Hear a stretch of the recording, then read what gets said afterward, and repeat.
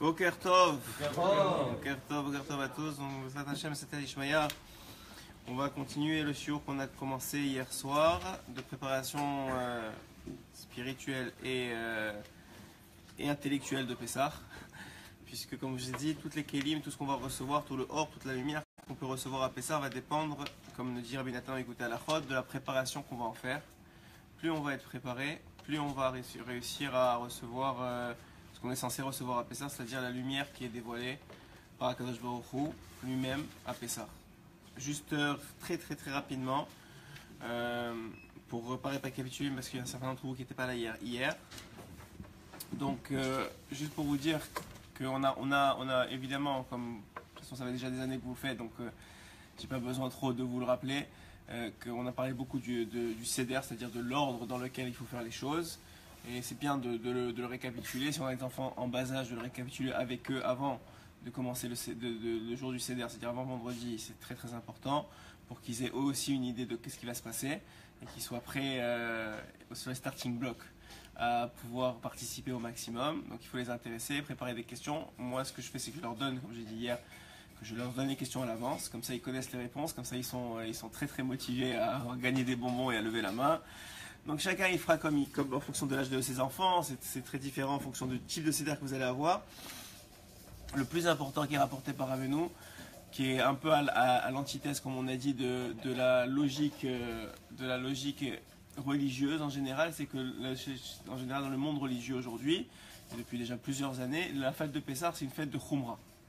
C'est une fête où on s'ajoute sur la lacha stricte. Comme vous savez, Rabbeinu a dit très clairement, et ça, il faut faire très attention à ça, c'est parce que c'est pas des choses qui sont très connues, mais Rabbeinu a dit très clairement qu'il est interdit, évidemment, de s'éloigner des 4 amotes de la lacha. Donc la lacha, c'est la lacha, et on ne fait pas de remise sur la lacha. Par contre, tout ce qui a été ajouté, en plus de la lacha, pour embellir les mitzvot ou pour en faire plus, ça, Rabbeinu, il a dit de faire très attention, et Dafka Pessah. Contrairement à ce que beaucoup croiraient, qu'en général on est aussi une fête de Khumra, c'est-à-dire qu'on s'ajoute.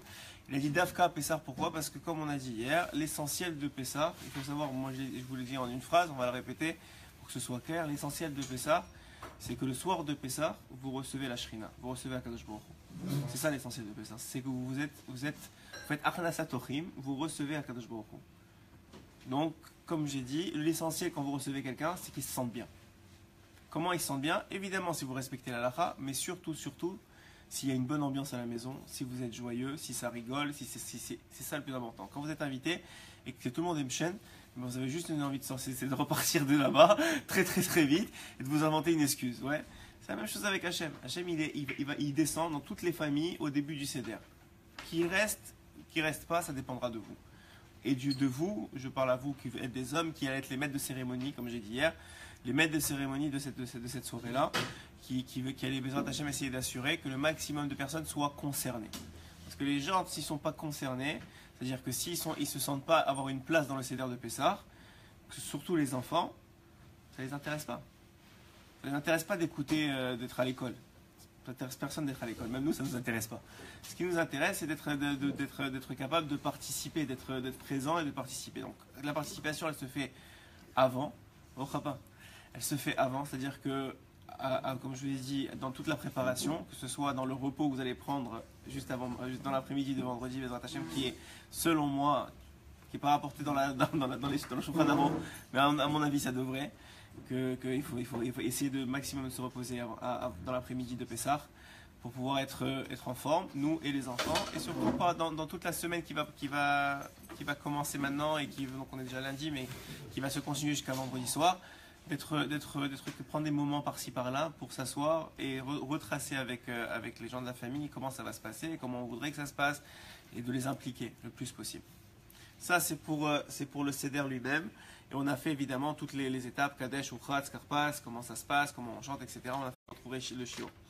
Ce qu'on avait essayé de commencer, qu'on n'avait pas commencé hier, c'était d'essayer de faire une petite étude sur la Haggadah de Pessah. Vous savez que c'est écrit, c'est rapporté déjà dans la Haggadah, que tout celui qui va augmenter de parler de la sortie d'Égypte, de parler des miracles qu'a fait Hachem, alors il est méchant. Le but de la Haggadah, c'est pas de la lire. La lire, c'est très bien, mais ça intéresse personne, je vais vous le dire franchement. Ça intéresse les anges. La vérité, on la lit pas pour les gens qui sont à table, on la lit pour les anges. C'est rapporté que le soir de Pessah, Hachem il descend. Le roi, il descend pas tout seul. Il descend avec toute sa cohorte, comme on a dit hier. Et toute sa cohorte, c'est qui? C'est tous les anges. Tous les anges qui sont présents. En plus de ça, le Zohar HaKadosh, il rapporte que comme le jour du mariage, tous les sédères, il y a tous les ancêtres des participants qui sont aussi invités au sédère de Pessah. Pourquoi? Parce qu'ils sont concernés par la sortie d'Égypte, comme vous l'êtes au moment de Pessah. Hors de cette lumière-là, elle atteint tous les mondes. C'est pas juste vous. Nous, on est finalement le dernier monde à être atteint. Mais tous les mondes supérieurs sont atteints par la lumière qui est dévoilée le soir de Pessah. Donc en vérité, ce soir-là, c'est un soir où on peut ramasser énormément. Et Rabbeinu il dit que plus vous allez parler de la Haggadah de Pessah, plus vous allez intéresser, plus vous allez raconter, les dires c'est pour les anges, et c'est pour ça que certains dires d'ailleurs vont être en hébreu, qui sont compris par les anges, certains dires ne vont pas être en hébreu. Par exemple, la première partie qui est le premier paragraphe de la Haggadah de Pessah va être en araméen. Les Chazal nous rapportent pourquoi c'est Al-Achma Anya, ça va être en araméen, parce que ici on est en train d'inviter les gens à rentrer chez nous, etc. Et on ne veut pas inviter les mauvais anges à rentrer chez nous, les mazikines. Ouais, donc, alors vous me direz, mais normalement c'est les Shimurim, où on dit normalement que la soirée de Pessah c'est une soirée, en plus c'est Shabbat ce soir-là, mais ça veut dire ce qui est extraordinaire d'ailleurs, de Chagav, mais c'est une soirée normalement où on est tous protégés. Alors, vous allez apprendre quelque chose à partir de maintenant, c'est que Hachem, il nous protège à la limite où on se protège soi-même. Ok? Ça veut dire quoi ce que je viens de vous dire? Ça veut dire que si il nous protège, ça veut dire qu'il n'amène pas sur nous des mauvais anges. Mais si nous on les invite, c'est ton problème à toi. Si toi il fait de cette soirée-là une soirée extraordinaire. Mais si toi tu décides de t'énerver à la table de Pessah, c'est ton problème à toi. Ça veut dire que toi tu t'invites les mazikines et t'invites les gens qui sont pas bienvenus à ta table, c'est notre problème à nous malheureusement. Donc il s'agit que c'est vrai, on appelle ça l'el shimurimhu, ça veut dire que c'est une soirée qui est propice à la protection, qui est propice à la rencontre avec Akadosh Baruch Hu, qui est propice à recevoir la Shrina, qui est un srout extraordinaire. Mais ça dépend de vous, ça dépend de nous, ça dépend de qu'est-ce qu'on veut avoir à la table de Pessah. Et évidemment, le Ikar, comme je vous ai dit, avant toute chose, c'est évidemment de respecter la halakha, de manger kasher les Pessah, mais presque plus que ça, ou en temps aussi grand que ça, c'est que l'esprit de Pessah soit ce soir-là, c'est-à-dire c'est un esprit de simra, un esprit de communion, un esprit de partage. Oui. Il y a quelqu'un qui pose une question, il a dit, s'il est invité pour Pessah, mais il se sent dans cet endroit comme s'il n'est pas le bienvenu, il a le droit de ne pas y aller, parce qu'il a le droit de refuser cette invitation? Alors ça dépend c'est qui. Si c'est sa mère ou son père, ça va lui faire de la peine et qu'il ne fait pas qu'il vous d'avaem et que c'est un problème, je sais pas, il faut parler à son rave pour ça, c'est des questions personnelles. Ce qui est sûr que si c'est des amis ou des gens avec qui, ou qu'il sait que ça ne va pas faire vraiment de la peine, alors moi ce que j'ai toujours fait, je vais vous dire moi ce que j'ai fait, en Khouslares, quand j'habitais en Khouslares à l'époque, c'est que je faisais un soir chez moi, un soir chez les autres. Et Dafka, pourquoi? Parce que c'est important aussi que les enfants, ils soient... Comment vous dire ça? Quand on est invité, on est plus gêné que les enfants. Ils se montent sur les tables, on est plus sur leur dos. Et le but de Pessah, c'est de ne pas être sur leur dos. Le but de Pessah, c'est qu'ils s'éclatent à Pessah. Okay? Parce que ce qu'ils vont se rappeler de Pessah, comme je vous ai dit hier, c'est le kiff qu'ils ont eu, c'est la émouna que vous avez ressenti, c'est qu'ils ont participé, c'est qu'ils ont chanté comme des fous. C'est ça qu'ils vont se rappeler. Si vous êtes trop nombreux, ouais, c'est un peu un problème parce qu'ils ne vont pas pouvoir se lâcher comme ils veulent. Donc le principe il est que moi personnellement j'ai toujours aimé faire Pessah en famille restreinte pour que les enfants ils s'éclatent et que je ne sois pas moi stressé par ça. Ok, ça c'est mon choix personnel et je les ai expliqué. En plus là c'est plus facile parce qu'il y a deux soirs, alors on faisait un soir en famille, un soir plus en grande famille et un soir plus facilement. Ici il y a un seul soir, chacun il fera comme il veut. Il faut pas qu'il faut attention de ne pas blesser, que personne se sente frustré, mais c'est sûr que le but de Pessah c'est que tu te sentes bien. Pourquoi? Parce que tu ne peux pas recevoir la Shrina sinon. Et c'est aussi simple que ça, c'est que c'est Béhémet, c'est l'écart de Pessah, c'est d'être capable de maintenir la Shrina toute la soirée. C'est ça l'écart. Hachem il descend, il est prêt à te donner le maximum.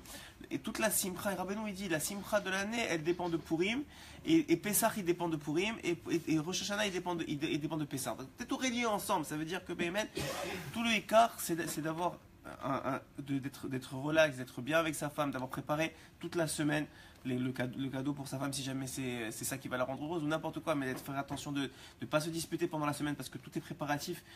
On ne se réveille pas le soir de Pessah, on se réveille une semaine avant, au moins, si c'est pas un mois avant. Mais on se réveille au moins une semaine avant parce que tout Pessah va dépendre de ce que vous avez fait avant, pas de Pessah lui-même. Pessah lui-même, c'est juste, vous allez recevoir les fruits de ce que vous avez produit pendant toute la semaine, c'est tout. Ok? Je crois qu'on ne va pas parler de la Haggadah même aujourd'hui. Donc chacun il demandera à son Rav, parce que la vérité, comme je vous ai dit, je vous l'ai souvent répété, j'ai pas dit. Toutes ces paroles de Torah, parce qu'on n'a pas encore parlé, toutes ces paroles de Torah sont pour la Shlema de Adel Ruth Bat Sarah, de Bathsheba Bat Saphir, Daniel Ben Yosef, Sarah Talia Bat Efrat Miriam, Yaakov Ben Shitrit, Léa Bat Rosa. Je me relis même pas, tellement j'écris bien. Et le dernier, c'était Ben Mazal, comment il s'appelait? Hein? Ayush. C'était un A. Ayush Ben Mazal. J'ai dit. Alice Batsoulila, David Chaim Ben Noah. Ok, alors que toutes ces paroles de Torah soient pour le refoua chez les Mabzat Hashem. Vous savez d'ailleurs, c'est une ségoula. Rabbeinu il rapporte que la matzah, c'est une ségoula pour la refoua de toute l'année. Plus vous allez manger matzah le soir de Pessah, plus vous accumulez vous accumulez des anticorps pour l'année. Vous accumulez des anticorps pour l'année. Alors c'est beaucoup de ségoula, on en a dit hier. Une, c'est que pourquoi je vous ai dit que le fait il est méchoubar. Pourquoi c'est rapporté comme ça? Parce que tout celui qui parle de la Haggadah et donc qui va raconter la sortie d'Égypte, ça va être imprégné dans la matzah. Ça va s'imprégner dans la matzah. Ces paroles rentrent dans la matzah et que vous allez ingérer quelques minutes plus tard. Donc en vérité, vous vous faites du bien à vous-même. Vous êtes en train de parler de la Haggadah de Pessah, vous êtes en train de parler de la Emouna, et la Emouna va être réingérée. En plus de ça, comme je vous ai dit, c'est une ségoula pour la refoua chez les mains. Et pour beaucoup d'autres choses. C'est pour ça que, idéalement, il faut faire attention de prendre une matzah shmoura. Idéalement. Mais c'est très très conseillé, au moins pour le soir de Pessah. Et de faire attention de qu'est-ce qu'on va dire aussi à la table de Pessah. Maintenant, faites attention à ce que vous dites, faites pas attention à ce que les autres ils disent, parce que vous n'êtes pas en contrôle de ce que vous dites. Okay? Par contre, dans la semaine, si vous voyez qu'il y a une bonne ambiance, faites des hints que le soir de Pessah c'est important de parler de Torah. Pendant la semaine avant Pessah, mais le soir de Pessah, c'est fini, ne parlez plus de ça, on ne règle pas les comptes le soir de Pessah. Le soir de Pessah, chacun il est roi de lui-même. C'est la vérité, on est libre. C'est quoi être libre? C'est que ça y est, tu n'as pas de roi sur toi. Le seul roi, c'est Akadosh Baruch Hu. Baruch Hashem, c'est le meilleur des rois, il est le moins pressant de tous les rois. Ok? Donc maintenant, on a dit que donc la première partie de la Haggadah, c'est Al-Achma Anya. Donc on invite tous ceux qui sont pauvres, ou de ceux qui n'ont pas de quoi manger, de venir s'installer. Maintenant, ce Lachma'ania là, il vient après le Kiddush. Ouais. Pourquoi? Normalement, si tu veux inviter quelqu'un, tu l'inventes avant le Kiddush. Ouais. Deuxièmement, si tu veux inviter quelqu'un, tu sors dehors et tu à la sortie de la synagogue, tu dis, c'est eux qui veulent rentrer chez moi, viens chez moi. Pas quand t'es chez toi, tu dis, genre, venez chez moi. Ça fait pas de sens. C'est comme genre, si tu veux t'éviter que les gens viennent chez toi. Alors, pourquoi c'est comme ça? Alors, Chazel, il rapporte deux raisons. La première raison, pourquoi c'est fait après le Kiddush, pour montrer que normalement, si jamais tu as fait le Kiddush, et quelqu'un, il vient s'installer à ta table, ouais, un jour de Shabbat, il tape à la porte alors que tu as déjà fait le Kiddush, il n'est pas obligé à Al-Pi de refaire le Kiddush. Okay, c'est mieux, mais il peut s'acquitter sur ton Kiddush à toi et continuer la Seouda. Okay. Maintenant, pendant Pessah, non. Pendant Pessah, quelqu'un il va venir, il va rentrer après le Kiddush, il est obligé de faire son propre Kiddush à lui, parce qu'on est obligé chacun de boire 4 verres. Comme vous savez, accoudé sur le côté gauche, au moins 45 degrés, et donc il est obligé de boire 4 verres. Donc lui, il est obligé, donc c'est une des raisons pour laquelle on fait après Kiddush. La deuxième raison pour laquelle on le fait chez soi et pas dehors, c'est parce que le soir de Pessah, ça c'est peut-être pour ceux qui voudraient inviter des gens qui ne sont pas juifs. Alors la raison, le soir de Pessah, c'est réservé à ceux qui sont sortis d'Égypte. Okay, la Shrina, elle descend pour ceux qui sont sortis d'Égypte. C'est pas une ségrégation, c'est pas d'essayer de pas faire des polémiques de ça. C'est comme ça que c'est rapporté. Ceux qui ont été concernés par le miracle, c'est eux qui doivent être présents. Pour Shabbat, vous pouvez inviter qui vous voulez. Pour les autres fêtes, a priori, vous pouvez inviter qui vous voulez. Mais pour Pessah, c'est la Géoula. Vous recevez la Shrina ce soir-là. C'est réservé au peuple d'Israël. C'est-à-dire que quand tu rentres dans le mariage, c'est une invitation. Voilà, exactement. Il me faut une invitation. L'invitation, ça s'appelle la Brit Mila, ça s'appelle le fait d'être juif. C'est exactement ça. C'est vrai, c'est une très belle analogie. Merci, Monsieur Cohen. Mais c'est exactement ça. C'est que le principe, il est qu'il y a une invitation. Donc, à l'époque où ils vivaient dans des communautés et qu'ils ne voulaient pas être dans des communautés non juives et qu'ils ne voulaient pas être importunés pendant le soir de Pessah, alors ils disaient ça à l'intérieur du Seder. Et aussi pour que les gens qui soient à l'intérieur du Seder, pour les juifs qui n'avaient pas, ils savent très bien qu'on dit cette parole-là, que la porte elle est ouverte et donc ils s'installaient là où ils voulaient, ils pouvaient rentrer, ils savaient que ce soir-là, ils pouvaient être invités n'importe où. Ensuite de ça, comme vous savez, il y a la première question, donc on va faire ce qu'on peut, hein. Probablement on n'arrivera pas à tout faire, mais donc le Inyan de Manishtana, ce Manishtana-là, si vous remarquez bien, hein, il est rapporté dans un autre endroit malheureusement. Il est rapporté le soir aussi de Av, du Tisha B'Av. On dit aussi Manishtana Alayla Hazeh, mais cette fois-là, pas pour les mêmes raisons. Cette fois-là, on dit qu'on n'est pas, on est assis par terre alors que les autres jours on est assis debout, etc., etc. Donc ce Manishtana, il vient rappeler qu'il y a 2 soirs dans l'année où il y a une grosse différence qui est apparente. C'est ce soir-là de Géoula et un soir aussi qui est un prélude à la Géoula, mais qui malheureusement est un soir de tristesse qu'on n'oublie jamais. Et c'est d'ailleurs la raison pour laquelle pendant tout le Seder de Pessah, on ne touchera pas le Zroa qui est sur le plateau. Merci beaucoup de m'aider. Sur le plateau, qu'on le pointera, mais on ne le prendra pas, ni on le mangera. S'il est grillé en tout cas, s'il est bouilli, vous pourrez le manger. Mais s'il est grillé, on le touchera pas. Pourquoi? Parce que c'est Zecher les Korban Pessah et on n'a pas le droit au Korban Pessah tant et aussi longtemps qu'on n'a pas de Beth Amikdash. Pourquoi on n'a pas le droit au Korban Pessah? Parce que ce serait dire à Kadosh Baruch Hu, si on mangeait le Korban Pessah sans le Beth Amikdash, ce serait dire à Kadosh Baruch Hu, on n'a pas besoin de ton Beth Amikdash. C'est ça que ça veut dire. Ça veut dire Hachem, c'est pas grave, je mange quand même le Zroa, je n'ai pas besoin de ton Beth Amikdash. Alors que là on dit non, regarde, on est triste quand même. Évidemment c'est une soirée de joie, mais ce que je veux vous dire par là, c'est qu'il y a quand même un sentiment de dire, il n'y a pas de Beth Amikdash, et c'est une soirée de joie. Pourquoi? Parce que c'est un moment très propice rapport au Chazal, comme on l'a dit encore déjà, que le soir de Pessah, c'est une soirée de Géoula. Pourquoi? Parce que c'est une soirée de renouvellement. Parce que comme c'est rapporté dans la Gemara, que c'est une des opinions qui dit que c'est le moment de la création du monde a été fait à ce moment-là. Et l'explication, c'est qu'elle a été créée en pensée à ce moment-là. Donc la Géoula, elle est prévue à partir de Pessah. Et en général, selon la plupart des opinions, elle sera activée au moment de Tishrei, c'est-à-dire au moment de Rosh Hashanah. Donc, le principe, il est que ces soirées-là, c'est évidemment la question des enfants. Comme je vous ai dit, ceux qui sont en l'âge de lire, il faudra préparer avec eux avant Pessah, de s'asseoir quelques minutes avec eux pour s'assurer qu'ils savent lire, et en tout cas qui connaissent cette partie-là. Le Manishtana, il est très important, puisque c'est les questions des enfants. Mais Manishtana, c'est pas seulement de le lire. Nous, au Maroc, on le lisait, on comprenait rien de ce qu'on disait. Aujourd'hui, c'est très facile de comprendre. Il y a des livres, Baruch Hashem, qui sont traduits dans les Haggadot, c'est non-stop, Baruch Hashem, et dans toute la Torah maintenant c'est traduit, Baruch Hashem. Et donc le principe il est quoi? De dire donc le Manishtana en français, c'est-à-dire et pas de le lire, essayer de comprendre ce que ça veut dire. Alors vous avez dans le Manishtana 4 questions.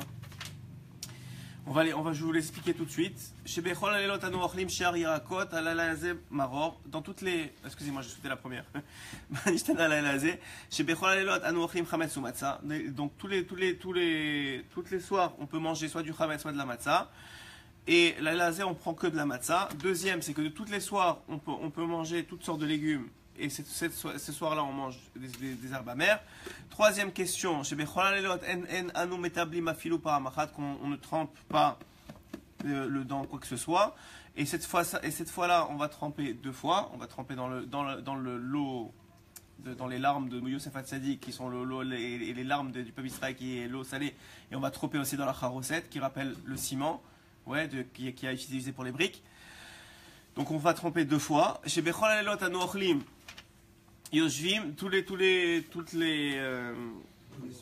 soirs, on va manger assis et ce soir-là, on va manger allongé. Enfin, en tout ça, 45 degrés.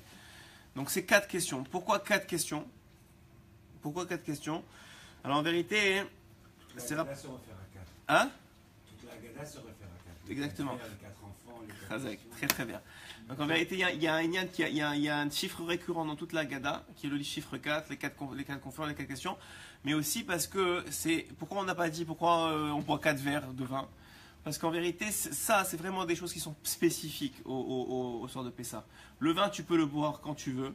Et en vérité, il y en a qui boivent plus que 4 verres de vin, certains Shabbats ou certains trucs. Donc, c'est pas vraiment quelque chose de spécifique. Ça, c'est quelque chose de spécifique. Aussi, il y a deux questions qui sont en rapport. Juste, on va revoir qui. Le Rambam, il dit qu'il y a deux questions qui sont en rapport avec des commandements de la Torah et deux qui sont des Midei Rabbanan. Donc, dans le Manishtana, il y a deux qui sont de la Torah et deux qui sont Midei Rabbanan, pour te dire qu'ils sont au même niveau, quel que soit le soir de Pessah, quel que soit ce qu'on t'a demandé le Chamim, ou quel que soit ce que t'a demandé la Torah, tous les deux sont au même niveau, et tous les deux doivent être assurés, on doit s'assurer que les deux à nos yeux soient au même niveau, et c'est pour ça qu'ils sont inclus dans la même question des quatre. Maintenant, évidemment, il faut être capable de répondre à ces questions-là. Alors, pourquoi est-ce qu'on va manger que de la matzah ce soir-là? Donc, c'est tout le principe qu'on est sorti précipitamment. C'est la raison qu'on va donner après dans la réponse. Pourquoi précipitamment? Évidemment, parce que Hachem, il était tellement amoureux de nous qu'il voulait absolument nous marier et qu'il nous a sortis le plus vite possible. Ça, c'est une des raisons. L'autre raison, c'est que, qui est un peu moins drôle, par exemple, qui est un peu moins joyeuse, c'est qu'on était à la 50e porte de 80e porte de Touma, et que si on était resté, ce qui va être répondu au rachat, entre autres, si on était resté encore un peu plus, eh ben on serait resté complètement, toute notre vie, toutes les générations après ça, on serait resté esclave. Donc, en vérité, c'était un chesed d'Akadosh Baruch Hu de nous sortir à ce moment-là, parce que sinon, on ne serait pas sorti du tout. Donc ça, c'est la raison pour laquelle on mange la matzah. On va, entre autres, il y a plein d'autres raisons selon la Pile Kabbalah qu'on pouvait ajouter, mais comme je vous ai dit, pendant le Maggid, il faut essayer d'être concis et d'être efficace. Et après, quand les gens ils vont manger, vous pourrez étendre plus, parce qu'il faut aussi comprendre que les gens ils sont pas là juste pour vous écouter parler, et que surtout ça doit participer le plus possible.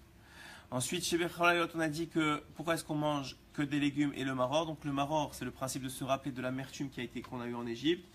La raison de l'amertume, on a dit hier par rapport à Dafka chez les Sfaradim, par rapport à la laitue, c'est que cette laitue-là, elle n'est pas amère en vérité. Si vous mangez de la laitue, c'est pas amer, mais ça devient amer quand on commence à la mâcher, à la garder en bouche. Donc c'est comme l'Égypte qui a été au début pas vraiment amère, parce qu'on est descendu et qu'il y avait encore les Yosef Hatzadi, qu'il y avait encore des gens pour nous protéger, et que finalement on s'est retrouvé esclaves. Donc c'est devenu amer, mais aussi que pour apprécier vraiment le bonheur qu'on a aujourd'hui d'être libre et d'être serviteur d'Hachem, il faut se rappeler qu'un jour ou l'autre, on a été esclave. Et pas de n'importe qui en plus. Chez Bechol Alelot, tout le temps, on a trempé, on trempe qu'une seule fois, et cette fois-ci, on trempe plusieurs fois. Encore une fois, il y a un yann ici de se rappeler d'un côté de ce que ça veut dire cette eau salée, qu'il y a eu des pleurs, qu'il y a eu de la souffrance, mais d'un autre côté, qu'il y a eu du ciment. Ouais. Ce ciment-là, c'est le ciment qui nous a, on était obligé, qu'on avait besoin de faire, la paille qu'on avait besoin de ramasser, qu'on avait besoin de créer, c'est vrai. Mais c'est aussi le ciment du Beth Amikdash. Parce qu'en vérité, chaque sueur, chaque pleur qu'un juif il a souffert dans ce monde-ci, c'est une participation à la Géoula. C'est une participation à la Géoula. Et ce soir-là, sachez que c'est un soir de Géoula. C'est la raison pour laquelle c'est rapporté dans Chazal que on va ouvrir la porte. Je saute, mais c'est pas grave parce que sinon je le dirai pas. On va ouvrir la porte juste avant le Hallel, donc tout à la fin du Seder, juste avant le Hallel, on va ouvrir la porte et on va commencer à dire le Hallel. Pourquoi? Parce que c'est rapporté par Chazal, c'est dans le Netzion qu'on a étudié hier, c'est très bien expliqué. C'est qu'on va ouvrir cette porte-là pour montrer à Hachem quelque chose d'extraordinaire. Si vous remarquez bien, quand le peuple d'Israël il a eu du mérite, alors Hachem il a montré au peuple d'Israël que il a montré comment il punissait ceux qui les avaient fait du mal. Mais quand ils n'avaient pas de mérite, eh ben le peuple d'Israël il voyait pas. C'est-à-dire il n'avait pas cette satisfaction de savoir que Hachem il les a protégés en punissant ceux qui leur avaient fait du mal. L'exemple qui est rapporté par le Netzion est le suivant. Le soir de la sortie d'Égypte, qu'est-ce qu'a dit Moshe Rabbeinu au Béné Israël? Il leur a dit quoi? Il leur a dit rentrez dans et ne sortez pas, surtout ne sortez pas. Hachem va punir les Bechorim. Ouais, pourquoi? Parce qu'ils n'avaient pas le mérite de voir que Hachem il punissait les Bechorim. Pourquoi ils n'avaient pas ce mérite-là? Ils n'avaient pas ce mérite-là parce que simplement, ils avaient juste le mérite, comme ils ont fait l'agneau pascal, donc ils ont sacrifié, ils ont mis le sang sur les linteaux, etc. Ils ont juste le mérite, c'était le mérite minimum pour sortir d'Égypte. Mais plus que ça, ils n'avaient pas le mérite. Par contre, lorsqu'ils ont traversé la mer, que eux, ils ont eu le mérite de eux-mêmes rentrer dans la mer et de provoquer l'ouverture de la mer, à ce moment-là, ils ont eu le mérite de voir que Hachem il punissait les Égyptiens et la mort des Égyptiens. Donc en vérité, quand le peuple israélien a le mérite, Hachem il leur montre qu'est-ce qu'il fait pour eux. C'est ce que je rapporte très souvent, c'est ce que dit Rabbi Akiva dans la Gemara, quand cette histoire très connue avec le Tarnégol, avec la poule, et bon, je ne vous rapporte pas toute l'histoire, vous la connaissez sûrement, qu'à la fin, il voit qu'il a été sauvé du feu, et que le village dans lequel il devait passer la nuit, il avait brûlé, et il dit, ah, je comprends maintenant, c'est-à-dire je vois maintenant que tout était bien. C'est-à-dire que parce qu'il a dit tout était bien, parce qu'il avait ce mérite-là, alors Hachem il lui a montré que finalement il l'a sauvé. Ouais. Donc en vérité, pourquoi je vous dis ça? Parce qu'il y a deux sortes de Géoula. C'est rapporté par Chazal. Il y a deux façons de sortir de la Géoula finale. Il y a une façon où on mérite, une façon où on ne mérite pas. La façon où on ne mérite pas, c'est qu'on n'a pas fait tchouva et que le temps est venu et Hachem il va nous sortir. De toute façon, il va nous sortir. Ou bien, on mérite et on a fait tchouva et la Géoula elle vient avant son temps, Bezrat Hachem, cette semaine. Amen. Il faut y croire très sérieusement parce qu'il y en a marre d'attendre. Et je crois sérieusement, alors, mais en vérité, je vous dis, c'est rapporté, vous savez que c'est rapporté que la Géoula, elle ne viendra pas quand on s'y attend. Oui, vous savez, c'est pour ça que Rabbeinu il dit qu'il ne faut pas donner de date à la Géoula. Parce que chaque date qui sera donnée, ça n'arrivera pas. Alors, donc je dis cette semaine, j'ai pas dit de date. Hein.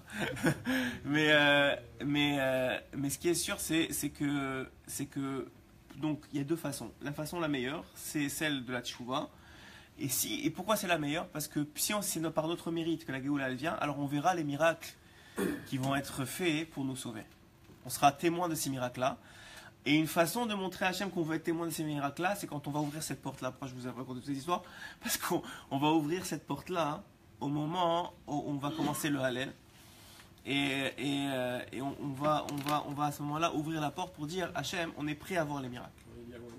Et aussi pour annoncer puisqu'on va verser le verre de Eliyahu Hanavi et on va accueillir Eliyahu Hanavi Zachor Letov qui avec son verre, donc avant le quatrième verre qu'on va aller boire, on va d'abord verser celui de Eliyahu Hanavi et effectivement pour annoncer, puisque Eliyahu Hanavi est l'annonciateur de la Géoula. Donc ça tout va ensemble en vérité. Donc en vérité, c'est aussi l'annonciateur de la Géoula, on l'accueille pour dire voilà, on est prêt à voir les miracles, on est prêt à faire tchouva, on est prêt à être connecté à Kadosh Baruch Hu. Donc je sautais un peu mais c'est pas grave. Ensuite de ça, on va arriver aux quatre fils, les quatre sortes d'enfants et les quatre questions. Alors si vous remarquez bien, on va juste le lire dans les mots. Chacham Mahu Omer. Encore une fois, c'est une étude, ça pourrait prendre des heures d'étudier la Gada, mais c'est une étude pour que vous ayez du matériel un petit peu pour pouvoir parler. Et sinon, il y a beaucoup de livres qui en parlent si vous avez le temps d'ici la Bezrat Hashem. Chacham Mahu Omer, Ma Edod Vachukim. Donc qu'est-ce qu'il dit le Chacham? Ma Edod Vachukim Vamishpatim Asher Tziva Hashem Elokeinu Etchem.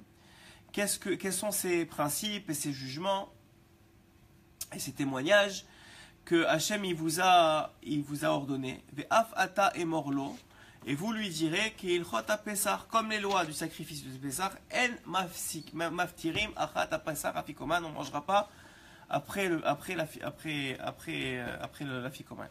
Ça c'est la question du tzaddik, enfin du chacham. Maintenant, juste après vient la question du rachat, et on va essayer de la comparer, parce que c'est rapporté dans Chazon Ovadia, il a une très très belle réponse sur la comparaison entre les deux. On va essayer de rapporter quelques éléments. Rachat ma omer, le rachat, qu'est-ce qu'il dit?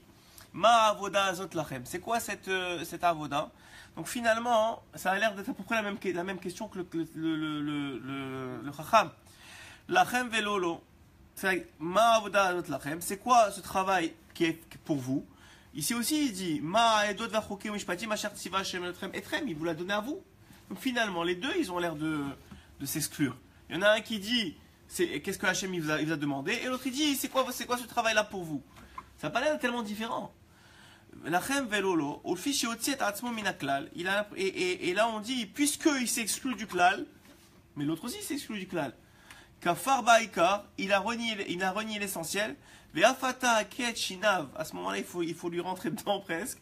Il dit ici, Ve'emorlo, il dit lui, bah, vourze, c'est à cause de ça, de ce que tu viens de dire, de ton attitude. Asa Hashem li betsetim Israël, que moi je suis sorti d'Égypte, li velolo, pas toi.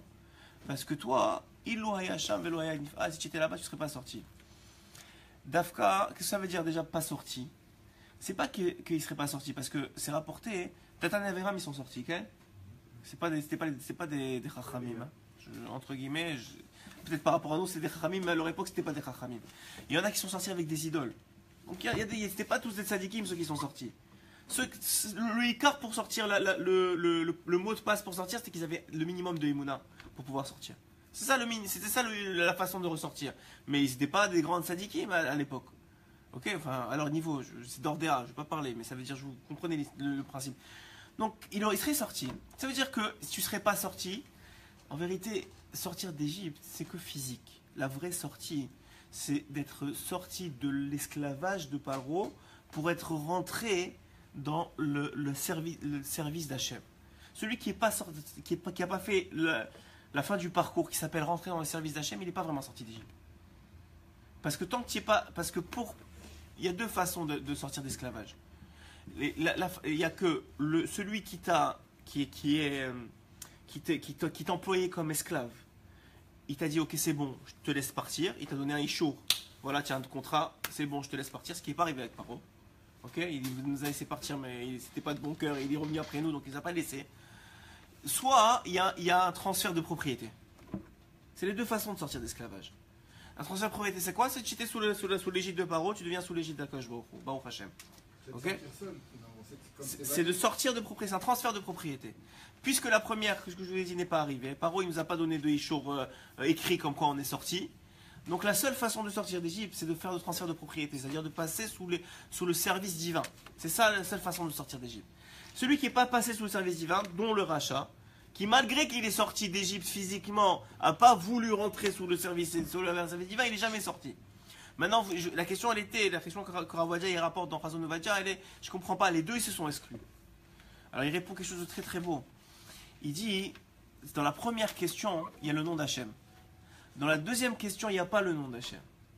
C'est quoi la différence entre les deux? C'est qu'il y en a un, il s'exclut, les deux ils s'excluent en vérité, c'est vrai. Mais il y en a un, il s'exclut parce qu'il dit, moi je suis tout petit. Et comme je suis petit, je ne suis pas encore chayav de toutes les mitzvot que vous avez. Donc c'est pas moi qui m'exclus, c'est Hachem qui m'a exclu entre guillemets, puisque je ne suis pas responsable de tout le seder de Pessah. C'est Mishum Chinour. C'est vrai que c'est pour les enfants exclusivement et que c'est l'essentiel de toute la Haggadah de Pessah, c'est pour les enfants et qu'il faut s'en occuper. C'est eux qui doivent être au centre de la table. Ouais, un jour, j'étais invité chez un de mes rabbanim et c'était très très drôle parce qu'il n'y avait rien sur la table. Il n'y avait rien sur la table. Alors, normalement, vous savez que normalement, attendez, ce que je veux dire, c'est que normalement, il y a toutes les assiettes, il y a les verres, etc. Ouais, tout ça. Alors il y avait les verres, évidemment. Il y avait le plateau. Et il y avait un autre plateau de bonbons, et c'est tout. Il y avait juste ça. Et tous les enfants, et tout le Inyan, c'était que les enfants, il n'y a rien d'autre. C'est-à-dire, il n'y a rien qui les empêche de sauter sur la table, de bouger, d'aller chercher. Et c'est tout le but, c'était que les enfants, ils participent. C'était ça, c'est là le seul écart. Le écart, c'est que, comme je vous ai dit, Pessah, c'est une seule chose. C'est maintenir la Shrina qui, de toute façon, va descendre cette soirée-là dans votre demeure. Ça veut dire qu'il y a un esprit de joie, un esprit de simra, et la Shrina, elle descend. Pourquoi est-ce qu'Avraham Avinu, il a été choisi? Pourquoi est-ce qu'il a été choisi plus que n'importe quel autre? Parce que Hachem il lui a dit, toi, tu transmettras à tes enfants. C'est pour ça qu'il a été choisi. Ta émouna, elle est tellement forte qu'elle va être transmise. Et le hikar, c'est la transmission. Le hikar de ce soir-là, c'est la transmission.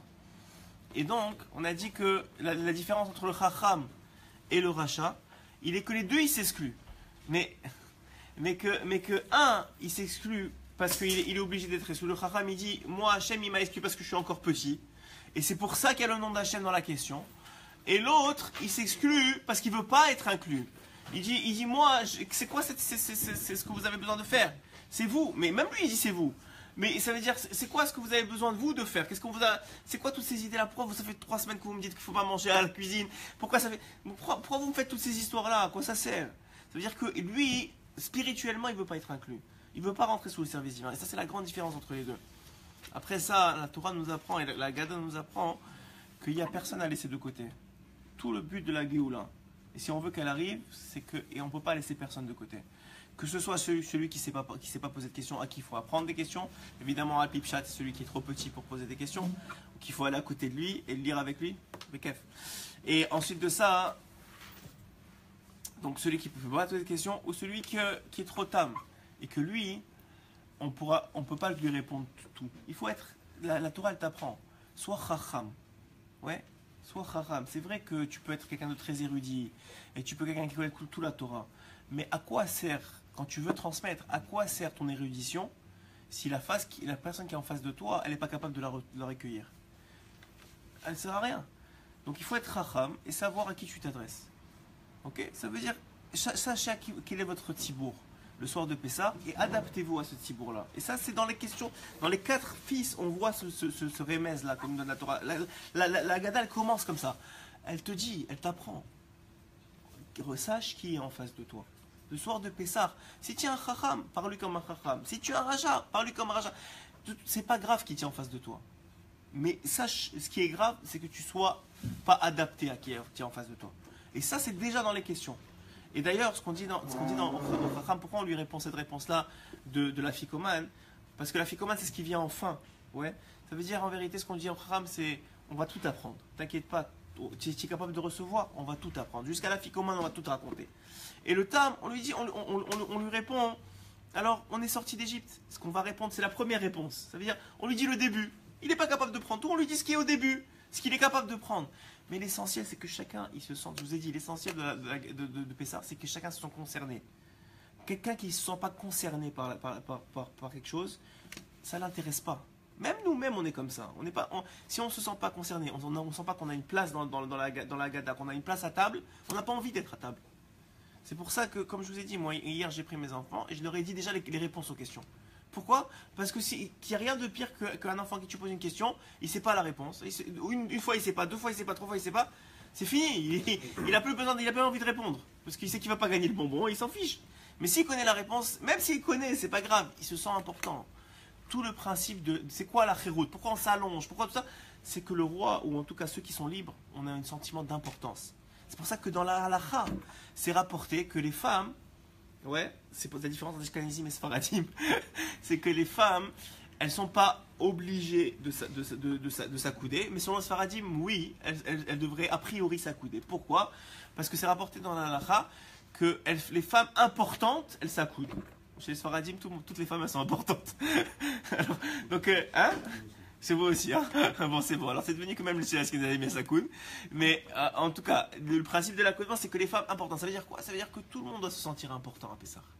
C'est le Hénian de faire sentir tout le monde. Et c'est votre rôle à vous, en tant que maître de cérémonie, comme je l'ai dit hier, de faire sentir les gens importants à Pessah. Et si Vas-y. Se situe par rapport aux 4 enfants. Si lui ne s'est pas posé la question, il fait quoi? Il se prépare, il écoute des shiurim. Je sais pas, c'est sûr que c'est. Il y a des familles où il ne sait rien. Ouais. C'est vrai. Il y a des familles où c'est compliqué parce que même le Baal Bayit, il sait pas. À ce moment-là, il lit ce qu'il y a à lire. Mais c'est compliqué. Il lit. Ou il se fait inviter. Il se fait inviter. Mais bon, c'est vrai. Bon, mais c'est des questions. Aujourd'hui, écoutez, je vous dis, Bémet, aujourd'hui, il y a tellement de shiurim. Je veux dire, sur Pessah, tout a été dit presque. Mais c'est pas vrai. Dans la Torah, tout ne peut pas être dit, mais il y a beaucoup de choses qui ont été dites. Et on est capable de ressortir le maximum. Celui qu'on a fait hier, vous êtes capable, ou celui qu'on fait ce matin, ou d'autres. Il y a plusieurs rabbanim sur Internet qui font plein de shiurim. Et les juifs qui font même pas Pessah, on fait quoi avec eux? Ils sont où? On prie pour eux. Il n'y a rien d'autre à faire. Ou on essaie, si on les trouve avant de Pessah, de les inviter chez nous. C'est une très très grande mitzvah. Ils ne sont pas concernés par Pessah. Il y a des gens juifs qui sont impliqués dans Pessah. Ouais, mais ça, c'est le Serara, ça. Ceux qui ne sont pas invités, ils veulent être invités. Ceux qui sont invités, ils ne veulent pas venir. Ça, c'est le Serara. Il y a une option pour entrer dans le judaïsme. Ils s'envoient conversion. Ah, en voie de conversion, il a le droit. Non, mais Ah, il a le droit, il faut vérifier avec un. Je sais même pas il faut vérifier avec un voie de conversion. Il nous a dit que oui. Oui, moi aussi je pense que oui, mais il faut vérifier. Dans le processus 2, oui, je pense qu'il a le droit. Hein? Après la coupe. Après la coupe. Ok, c'est bon. Alors, bon, il est déjà tard, je ne vais pas vous allonger trop. Est-ce que je peux vous dire un autre ridouche? Passe à la cuisine. Bon, il est déjà tard, mais ce que tout le Henyan, essayez, on va faire d'autres shiurim d'ici là si on a l'occasion, Bezrat Hashem. Mais tout le Henyan de Pessah, c'est de transmettre la Emouna aux gens qui sont autour de vous et de transmettre la simcha d'être juif, la simcha d'être les enfants d'Hachem et la simcha d'être les serviteurs d'Hachem. C'est ça tout le Henyan de Pessah. Alors, vous pouvez, il y a énormément. Mon livre de Pessah, c'est le livre du Rav Ben Zaken, qui a plein de questions-réponses sur Pessah. Mais la vérité, c'est que je vous dis sincèrement, j'en dis pas le 10e. Parce que le soir de Pessah, il faut savoir à qui vous adressez. Vous adressez pas à des gens bon, c'est-à-dire Tosfot et le Rashba et le Rambam. C'est une étude. Après ça, quand vers 1h du matin, 2h du matin, puisqu'il faut finir avant Chatzot Halayla, vous avez toute la nuit pour étudier tout seul, si vous voulez, toutes les dérotes, etc. Mais le principe, je vous dis, on pourrait étudier beaucoup, mais à la fin de la journée, il faut que les gens ils aient le sourire en sortant du Seder de Pessah. C'est ça votre rôle à vous. C'est de donner les sourires. Pourquoi? Comme j'ai dit, on va finir sur la même chose qu'on a fini hier. Pourquoi? Parce que depuis la destruction du temple, Hachem il s'est séparé de sa femme, qui s'appelle Ashrina. Ouais, c'est la partie féminine d'Hachem. Il s'est séparé d'elle volontairement parce qu'il ne voulait pas nous laisser ses enfants, nous, tout seuls. Le soir de Pessah, la Shrina elle descend. Ça, c'est ce que tout le monde sait. Mais si on a fait le travail correctement, c'est pas seulement la Shrina qui descend, c'est la Kadosh Baruch Hu, Be'atzmo Ruvodo qui va descendre. Et en vérité, on cause la réunion de la Shrina avec Kadosh Baruch Hu ce soir-là. C'est ça qu'on fait. C'est ça qu'on a dit hier soir, et c'est ça qu'on va redire à chaque fois. C'est ça le Ikar. Le Ikar, c'est qu'on réussisse à réunir ce qu'on a détruit. Yod-Ke Vav-Ke, c'est tous les noms, c'est même plus que Yod-Ke Vav-Ke, parce que c'est le End-Sof d'Akadosh Baruch Hu avec la Shrina. C'est-à-dire, on ne peut même pas comprendre ce que ça veut dire. Mais d'imager, c'est une femme et un mari qui ne se sont pas vus depuis très très longtemps parce que la femme, elle a suivi les enfants. Parce que les enfants, ils ont quitté le pays. Et ce soir-là, c'est une occasion, c'est notre responsabilité à nous de les réunir. Et sachez que celui qui réussira à les réunir, et dans la table du Seder, et dans le cœur de chacun des participants au soir du Seder, il aura un mérite éternel et Hachem lui sera redevable pour l'éternité. Hazak ou Baruch.